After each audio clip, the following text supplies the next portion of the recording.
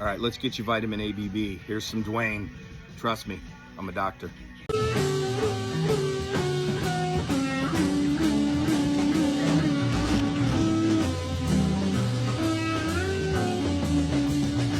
His list of accomplishments is just absolutely remarkable. It's astounding in his career, about a 3-year span, 68 to 71. Duane left Muscle Shoals, a really good gig in Muscle Shoals, to found the Allman Brothers Band. And Duane says, I am just not one of the sitting around on my ass making $5 a week kind of guy. And he quits that to go on the road for $3 of meal money a day. Again, you're talking $500 a week in 1968, 69 is a lot of money. Yeah, and how old was he at that point? 22. Okay. He's 22 years old, and he's really turning down the chance of a lifetime. By the way, he does it later when he turns down Eric Clapton, too. We might get to that here. It's in the book. Mm-hmm. Yeah, absolutely. So my quote that I wrote down from him that Walden recounts that he had told him, right, was when he starts trying to form this band. So he quits the studio musician gig, walks away from steady work, which, for a musician is a big deal, right? For anybody. Right? Anybody, especially musicians, yes. Right? It's a big deal. He said, quote, I'm just going to ride around various southern cities and sort of sit in with the music scene and see what I can find. So Duane founds the Allman Brothers Band. He calls Gregg, who's in L.A., and then here's that story. On March 26, 1969, Gregg Allman arrived at the Gray House in Jacksonville. It was the communal home of the Second Coming. Duane Allman, Barry Oakley's band with Dickie Betts that Duane Allman had been sitting in with Butch Trucks and J-Mo. Dickie Betts remembered Gregg walking into the room, backing up and saying, Jesus Christ, what a band. Gregg picks up the story. He said they had that song, Trouble No More. They had no singer. They just had the track to it. They handed me the lyrics. And I mean, it was just so incredible. They got through with it, and I was just standing there dumbfounded. I got my brother over to the side, and I said, now, look, man, I'm not real sure I can cut this or not. You might look for somebody better than me. And he came all apart, and he said, you little shit, after I told all these nice people about you. He said it in earshot to them, and he said just the things big brothers can. Made me so mad, I snatched the words out of his hand and said, count the damn thing off. Trouble No More by Muddy Waters was the first and at the very last song that the Allman Brothers played. They played it in that room at the Gray House in Jacksonville.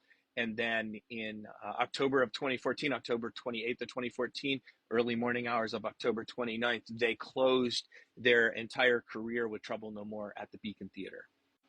Trouble No More is just the first of several Muddy Waters songs that the Allman Brothers end up covering.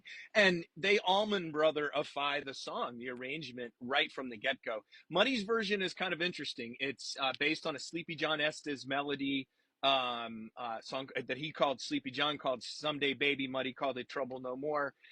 Muddy's version, I was listening to it today. I think I'm right here, but Muddy's version goes from 14 bars to 15 bars. And the final part of the song is 12 bars. The Allman Brothers Band play a 15-bar version of the song with a little rave up between the verse, chorus, and then the next round up with the verse. Something the Allman Brothers do a lot with any cover that they make. Certainly began from the very beginning. I mean, the one really that shows it is Muddy's Hoochie Coochie Man. We'll talk about that some other time, though.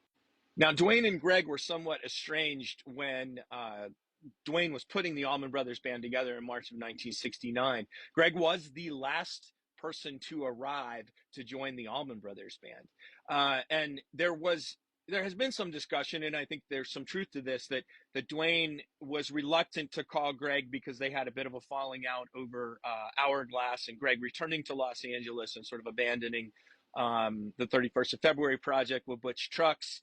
So they weren't on speaking terms.